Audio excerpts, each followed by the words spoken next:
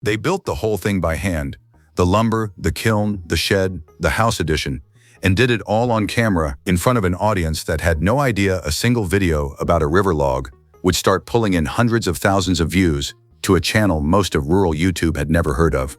The channel is Wallace Farm and Sawmill, run by Tyler and Brittany Wallace from rural Mississippi. And what they have done across the last 3 years is not what anyone who found them early would have predicted. By the end of this, you will understand exactly what changed, why it changed when it did, and what that shift signals for every rural creator trying to build something that lasts longer than a trend. Tyler Wallace did not set out to build a YouTube channel. He set out to run a sawmill. The Wallace Farm and Sawmill channel first appeared on YouTube in July 2015, a full decade before most people in rural YouTube had figured out that audiences existed for this kind of content at scale. The earliest videos were exactly what you would expect from a man who had a piece of working land, owned a sawmill, and had a basic camera. Raw footage, minimal editing, no production script, no strategic angle. Tyler would fire up the equipment, load a log onto the carriage, cut it down into boards, and post the video. Description boxes were nearly empty. Thumbnails were grab shots from the footage itself. There was no branding, no series structure. There was just the work, documented honestly. That unpolished quality was not a liability in those early years. It was the entire reason the channel attracted the audience it did. The people who found Wallace Farm and Sawmill in that first wave were not casual YouTube scrollers looking for entertainment. They were people who owned sawmills themselves, or had grown up around them, or had spent years searching for content that treated forestry and milling as a genuine craft rather than a performance. The comments section in those early videos filled quickly with technical questions, blade tensioning, wood species identification, the difference between quarter sawing and plane sawing, what to charge per board foot for custom orders. These were conversations that had no real home on YouTube until Tyler's channel gave them one. The channel existed in a narrow lane. Sawmill content was not a recognized YouTube category in 2015. The algorithm had no strong comparables to push it against, which meant growth was almost entirely driven by search, someone typing in Corley Sawmill or how to saw pine logs, and landing on Tyler's channel because there were only a handful of people posting anything close to it. That kind of search-driven audience is slow to build and slow to leave. They do not arrive because of a recommendation and bounce when the novelty wears off. They arrive because they specifically wanted what you are making, and they stay for the same reason. For years, the subscriber count moved the way most niche channels move before they break through, steadily, incrementally, without a visible inflection point in sight. Tyler kept posting. The audience kept arriving in small, consistent groups. There was no breakthrough moment yet, no viral event, no press mention, no collaboration that sent the numbers spiking. Just 10 years of documenting a trade that most of YouTube had not yet discovered. But here's the part that changes everything about what you just heard. The moment Wallace Farm and Sawmill began to feel like a different kind of channel had nothing to do with equipment and nothing to do with a new content strategy. It started with a person appearing on camera more often. Brittany Wallace had always been part of the life the channel documented. But as she became a more consistent presence in the videos, not just briefly, not just in the background, but actively engaged in what was happening on the property, something measurable shifted in how the audience responded. The channel, which had functioned almost entirely as a one-man technical operation for years, began carrying a different energy. It became a portrait of two people working together on land they were building something on, rather than one person running a piece of machinery. The change was not announced. There was no video titled "Meet My Wife" or "Big Changes Coming to the Channel." Brittany simply showed up more, and the audience noticed. Commentary channels that cover rural YouTube creators began paying attention. In August 2024, a video appeared on an outside channel asking specifically how Brittany had changed the direction of the channel's performance. That framing, that her presence had materially shifted the channel's trajectory, was not invented by an outside observer. It reflected something the long-term audience had already been discussing in the comments. What makes this worth examining closely is what the channel did not do in response to Brittany's growing role. It did not pivot to family content. It did not move toward the lifestyle vlogging format that so many rural channels gravitate toward when they start gaining traction. The house tours, the grocery hauls, the day-in-our-life structure that trades craft for relatability. Wallace Farm and Sawmill stayed exactly what it had always been, a channel built around the work. Brittany's presence added a human layer without replacing the technical one. The sawmill remained central. The milling remained the primary subject. What changed was the warmth around it, and that warmth translated directly into viewer retention. This is a harder thing to accomplish than it sounds. A lot of rural channels that have built a following around a specific skill lose their audience when they attempt to evolve, not because the new content is bad, but because the audience came for something specific and now feels like they are watching a different show. The survival rate of rural YouTube channels through a format shift is lower than most people realize. Wallace Farm and Sawmill navigated that shift without triggering the backlash that usually comes with it, because the change was organic rather than calculated. It happened the way most lasting things happen, gradually, without a press release, and then all at once. And that's when the decision was made, the one nobody around them saw coming. In September 2023, Tyler loaded a log onto the Corley Circle sawmill that was different from anything else the channel had featured. The log had been pulled from a river. How long it had been submerged was not entirely clear, and that ambiguity is part of what made the video work. Tyler had cut river logs before, but this one carried a particular quality of unknown. When the first pass of the blade went through, the wood that appeared was not what anyone watching expected. The grain was dense, colored in ways that air-dried lumber simply is not, with a pattern that looked nothing like the pine and oak that dominated the channel's regular content. The video title was direct: a sunken log pulled from a river, with a note that what was inside was unbelievable. It was not a promise the video failed to keep. That video became the most viewed piece of content in the channel's history by a significant margin.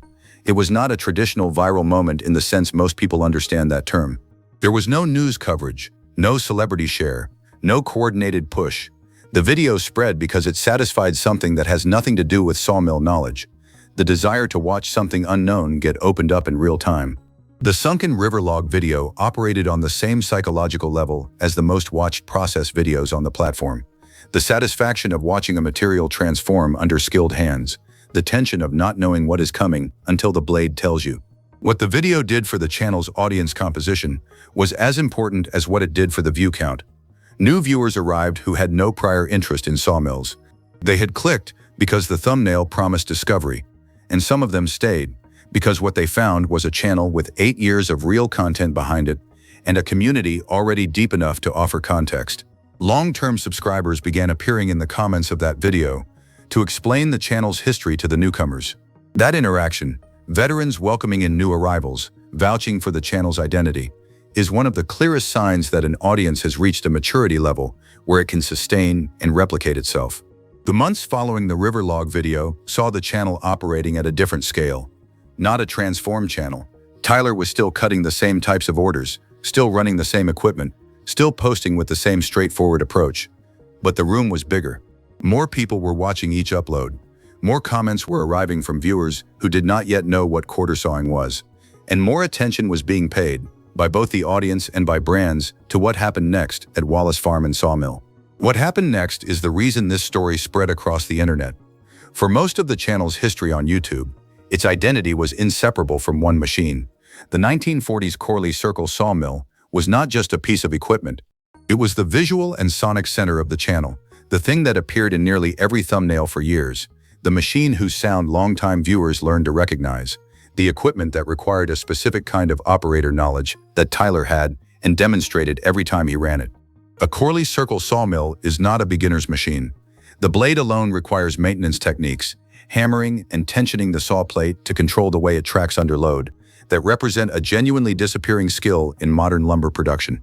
Tyler published a dedicated video on that hammering process, framing it explicitly as a lost art, and the response from the core audience confirmed that this knowledge was exactly what they were there for. The Wood-Mizer band mill entered the operation as a complement rather than a replacement, at least initially. The two machines cut differently, waste differently, and suit different types of orders differently. A band mill produces thinner kerf cuts, which means less sawdust and more usable lumber per log. The circle mill moves through large logs faster and produces a surface that some customers specifically request. Operating both gave Tyler a flexibility that no single machine sawmill operation can match: the ability to choose the right tool for the specific log and the specific order, rather than forcing every job through the same process regardless of fit. In April 2026, Tyler put both machines to a direct test on camera, running pine logs through each sawmill and comparing the results side by side for porchboard production. The video did not declare a winner.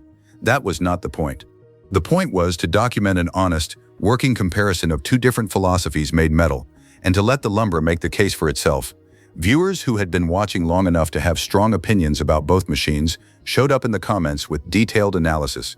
Newer viewers showed up asking which one they should start with if they were considering buying a sawmill of their own. Both conversations happened in the same comment section, and that is a rare thing. A single video that genuinely serves the expert audience and the audience that has not yet arrived at expertise. The number that came next, nobody who followed this channel expected it. In December 2025, the Corley Circle Sawmill left Wallace Farm and Sawmill for the last time. The detail that matters most here is one Tyler stated plainly in the video he published about it. The Corley had actually been sold years before it finally left the property. The machine that appeared in hundreds of videos that gave the channel half of its identity in terms of what people associated with it. That machine had legally belonged to someone else for a long time before December 2025. It stayed on the property after the sale. It was still used. It still appeared in the content, but it was no longer theirs, and at some point the new owner came to collect it. Tyler titled the video, "The End of an Era at the Sawmill." The description was plain. After more than a decade on the property and years after the Corley had been sold, it was finally gone. There was no dramatic countdown, no emotional send-off packaged for maximum engagement. The tone was the same tone Tyler uses for everything on this channel. Honest, low effect, focused on what actually happened, rather than on what would play best. The Corley drove off the property, and Tyler put out a video about it, and the audience responded the way audiences respond when something they have watched for years reaches an end. What the comments on that video revealed was worth paying attention to. There was genuine sadness. The channel had been built on that machine, and its departure represented a real ending for the viewers who had been around long enough to remember the beginning. But there was also curiosity. If the Corley was gone, what came next? If the machine that had defined the channel for a decade was no longer part of the operation, what did Wallace Farm and Sawmill actually become? That question is not just about content. It is a question about identity, about what a channel fundamentally is when the thing you built it around is no longer there. The answer Tyler and Brittany were in the process of building turned out to be larger than anything the Corley years had made room for. Most people who know this story stop here, but the real story starts right now. Lubin A's, the expansion underway at Wallace Farm and Sawmill since 2025, is not the kind of thing that announces itself clearly in any single video. It has to be watched across a sequence of uploads to understand the full scale of what is being constructed. In August 2025, Tyler was cutting massive pine logs into house framing on the Woodmiser. The lumber was not for a customer. It was for an addition to their own home. That chain, their own trees, milled on their own land into structural material for their own house, is the philosophy of the entire channel made completely literal. It is not a content angle. It is the logic of self-sufficiency taken as far as it can go on a working rural property. Every board in that edition has a history Tyler could tell from beginning to end, which log it came from, when it was cut, how it was processed. In October 2025, Tyler visited a sawmill manufacturer that the channel's own audience likely had never heard of. Not one of the major band mill producers, not a brand anyone in the audience would immediately recognize, but a smaller operation producing equipment outside the mainstream of the industry. The fact that he made that trip and brought his audience along signals something about how the business side of the operation is evolving. He is not just running the equipment he has. He is actively evaluating what comes next, the behavior of someone thinking about this operation in years, rather than upload cycles. Early 2026 brought a new machine to the property, described in its own video as changing everything at the sawmill. Alongside it, a new tractor shed was going up, framed with lumber cut on site from logs sourced at no cost. Free logs hauled in, milled into structural material, assembled by the same people who documented every step. Each layer of the operation was feeding every other layer in a way that is genuinely unusual to witness on a YouTube channel in real time. And if you think that was surprising, stay with me, because this next part is why the whole story matters. The solar kiln project that Wallace Farm and Sawmill undertook in spring 2026 is the most significant development in the channel's recent history, and it is also the one that has received the least attention in outside coverage of what this operation has become. Construction started in April 2026. The final build video posted in late May 2026. Between those two dates, Tyler and Brittany built a functional solar-powered lumber drying kiln from the ground up and documented every phase of it across multiple uploads. The audience watched the structure take shape, Watch the polyglazing go on. Watch the thermometer readings climb as the kiln began functioning. Here is why that matters beyond the content it generated. A solar kiln is not a weekend project. It is capital infrastructure. And it changes the business model of a sawmill operation in a way that is not immediately obvious to anyone who has not spent time around the lumber trade. Green lumber, freshly milled wood that has not been dried, can be sold, but it sells at a lower price point and to a narrower market. Green stock is not suitable for most furniture work, most interior flooring, most finished carpentry. The moisture content is simply too high, and wood that has not been properly dried will move, crack, and warp after it is installed. Kiln-dried lumber is a different product in a different market. It commands higher prices per board foot. It attracts woodworkers and furniture makers who cannot use green stock and who are willing to pay a premium for material that has been properly processed. It also requires the sawmill operator to hold inventory through the drying cycle rather than selling immediately after milling, which demands capital discipline and planning that most small sawmill operations do not build. Building a solar kiln is a bet on the long term. It is a statement that this operation will be here in a year, in 5 years, and that it is worth investing in infrastructure that takes months to return its value. The solar approach is also worth examining closely on its own terms. Running a conventional kiln demands significant energy input, propane, natural gas, or electricity, depending on the kiln type. A solar kiln uses the sun, which in Mississippi is not a scarce resource, and over the life of the structure, that difference in operating cost is not trivial. The decision to build solar rather than conventional is simultaneously an environmental choice and a financial one. It lowers the cost per board foot of dried lumber for every load that goes through it, indefinitely, for as long as the kiln stands. Here's what the comments kept asking, and here's the answer they never got, until now. There is a version of the Wallace Farm and Sawmill story that fits neatly into a familiar template. Rural creator sticks to their craft, audience finds them, brand deals follow, and the numbers grow. That version is accurate as far as it goes. But it misses the thing that makes this channel structurally different from most of the rural YouTube operations that have tried to build something similar. The brands that appeared in Wallace Farm and Sawmill videos across 2026, Electric E-Bikes, Brooklyn Bedding, Blue Eddy, Rio Link, and others, are not arbitrary. They are brands that have found a channel with a specific, loyal audience that trusts the recommendation of the people on screen because those people have spent 10 years demonstrating that they use what they talk about. The integrations appear within videos where actual work is happening, and the products are positioned in relationship to that work rather than dropped into it from outside. That integration approach is harder to execute than it appears, and it is one of the reasons the channel has been able to attract and retain brand partnerships at a time when many smaller rural channels are struggling to monetize at scale. The fire truck that became a recurring element of the channel in 2026 is a detail that encapsulates what makes this content work. It is a practical piece of equipment for a rural property that runs a sawmill operation and stores large quantities of dry lumber in wooden sheds. It is also unusual enough to carry its own narrative across multiple videos. Acquiring the truck, working on it, losing access to it temporarily while it was being serviced, and bringing it back. That arc is the same structure the Corley Circle sawmill provided for years. A piece of equipment with its own problems and its own payoffs, documented in a way that gives it weight without forcing drama onto it. The break-in documented in July 2026, which turned out to cause more damage than was initially apparent, was handled on camera exactly the way everything else on this channel gets handled, factually, without performance, with the next task already lined up in the same video. Stripping unnecessary parts off the fire truck while assessing the break-in damage in the same morning. That is the Wallace Farm and Sawmill mode, two things at once, documented plainly, without letting either one become more than it is. That consistency, held across 10 years and through real changes in equipment, in the scale of the operation, and in who appears on camera, is not something that can be reverse-engineered from a content strategy document.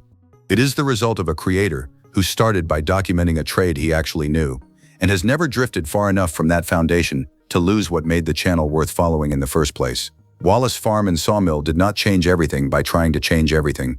The change happened because Tyler and Brittany kept building outward from the same foundation they started with, and the operation eventually became large enough that the transformation was impossible to ignore. Right now, they are running the most ambitious version of the channel in its 10-year history, a solar kiln that went from construction to operational in under 2 months. A house expansion framed with lumber milled on their own land, a new tractor shed built from logs sourced for free, a hay operation added to the property for the first time, and a fire truck parked in the yard alongside a new machine on the sawmill floor. The infrastructure being put in place in 2025 and 2026 is not content strategy. It is a working rural enterprise expanding its capabilities in real time, on camera, for an audience that has been watching long enough to understand what it is seeing. Tyler Wallace started posting sawmill videos in 2015 with no audience, no plan, and a circle mill that would eventually belong to someone else. 10 years later, he is cutting the framing for his own house, from his own trees, and drying the lumber in a solar kiln he built himself. Would you have stayed the course that long? Or is there a point where most people would have walked away?